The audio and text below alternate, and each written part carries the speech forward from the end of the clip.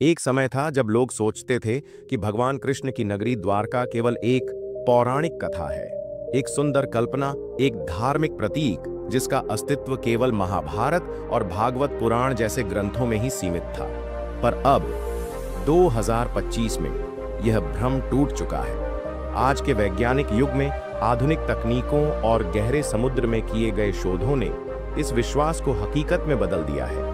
द्वारका नगरी वास्तव में अस्तित्व में थी और वह आज भी अरब सागर की गहराइयों में चुपचाप लेटी है, मानो किसी दिन फिर से जीवन पाने की प्रतीक्षा कर रही हो।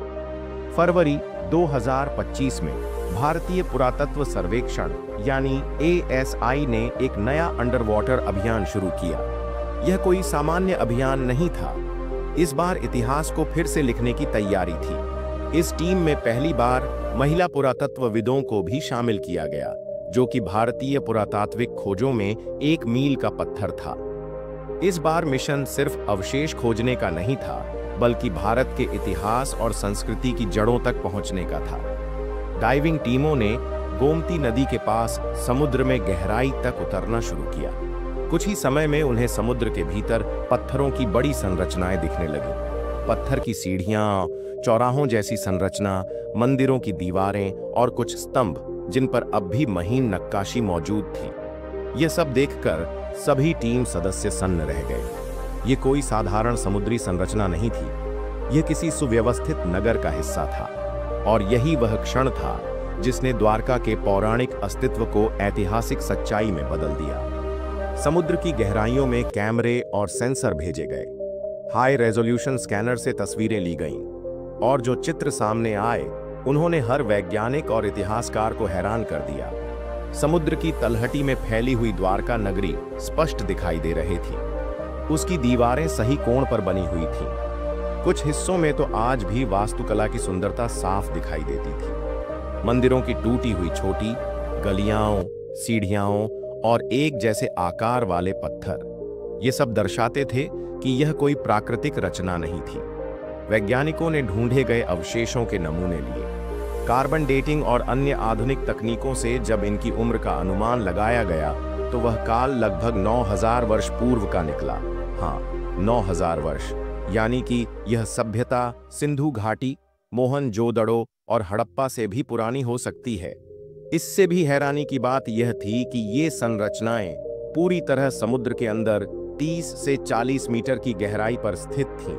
यह कोई साधारण जलभराव नहीं था, यह एक सुनियोजित डूबान था। जब इन परिणामों की तुलना प्राचीन ग्रंथों से की तो कई चौंकाने वाले मामले सामने आए।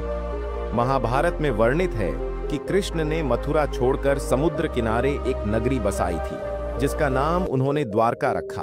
वहां का वर्णन इतना भव्य था कि लगता था वह एक कल्पना मात्र है।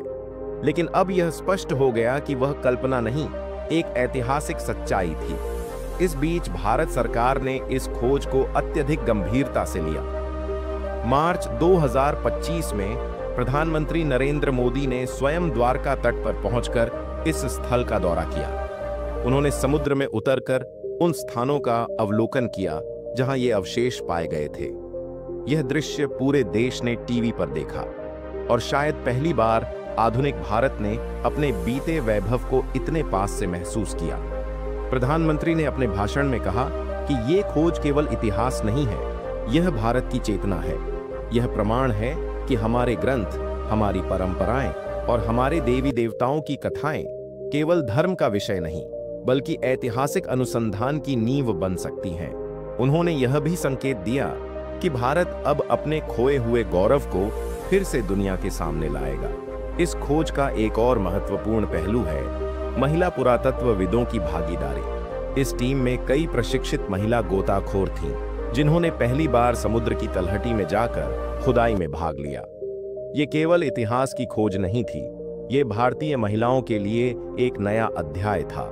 वापस अवशेषों की बात करें तो कई स्थानों पर शिवलिंग जैसे आकार की मूर्तियां भी मिली। कुछ स्तंभों पर संस्कृत नुमा लिपि में कुछ लिखा हुआ पाया गया, जिसे पढ़ने के प्रयास अब भी जारी हैं। पत्थरों के निर्माण में इस्तेमाल की गई तकनीक भी चौंकाने वाली थी। ऐसा लगता था जैसे कोई इंजीनियरिंग का कमाल हो। समुद्र के भीतर इतने वर्षों तक ये संरचनाएं कैसे टिकीं, यह भी एक शोध का विषय बन गया। द्वारका की इस जलमग्न नगरी के साथ जुड़ी हुई एक और कहानी है यदुवंश का अंत। कहते हैं कि महाभारत युद्ध के बाद श्री कृष्ण ने देखा कि यदुवंश में घमंड बढ़ता जा रहा है। उन्होंने स्वयं नारायण रूप में उसका अंत स्वीकार किया, और जब उनका शरीर पृथ्वी से विदा हुआ तो समुद्र ने धीरे धीरे पूरी द्वारका नगरी को निगल लिया। यह सब कुछ पुराणों में दर्ज है और आज वैज्ञानिक प्रमाण भी उसी दिशा में इशारा कर रहे हैं। कई लोगों के मन में यह प्रश्न भी उठता है कि क्या द्वारका को फिर से बाहर निकाला जा सकता है?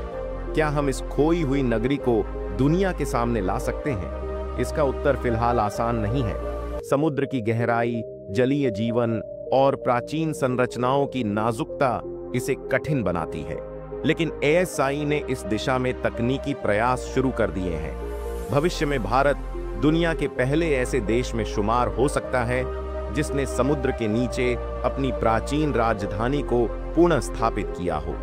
यह खोज केवल धार्मिक भावनाओं का विषय नहीं है, यह भारत की ऐतिहासिक, वैज्ञानिक और सांस्कृतिक चेतना का हिस्सा है। यह युवा पीढ़ी के लिए एक प्रेरणा है कि हमें अपनी जड़ों को जानना चाहिए।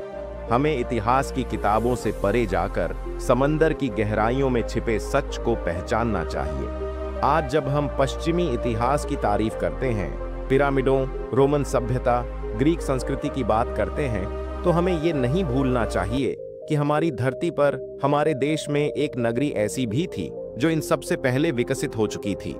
वह नगरी थी द्वारका। शायद यही कारण है कि इस खोज के बाद यूनेस्को और अन्य वैश्विक पुरातात्विक संस्थानों की नजर अब भारत पर है। पूरी दुनिया यह जानने को उत्सुक है कि कैसे भारत की एक धार्मिक कथा एक जीवंत ऐतिहासिक साक्ष्य बन गई। इस पूरी यात्रा में सबसे अद्भुत बात यह है कि कैसे एक प्राचीन नगरी, जिसे हजारों साल पहले समुद्र ने निगल लिया था, आज विज्ञान और आस्था के संगम से फिर जीवित हो रही है। और शायद द्वारका आज भी हमें पुकार रही है।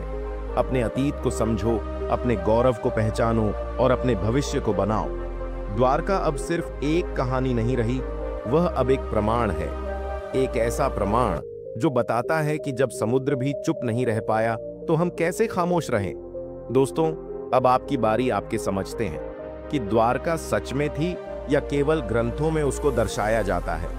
आप अपनी राय कमेंट में जरूर बताएं और कमेंट में हर हर महादेव, राधे राधे लिखकर जरूर जाना। मिलते हैं कोई और वीडियो में। अगर आपको ऐसी वीडियो देखनी है तो हमारे चैनल को सब्सक्राइब करें।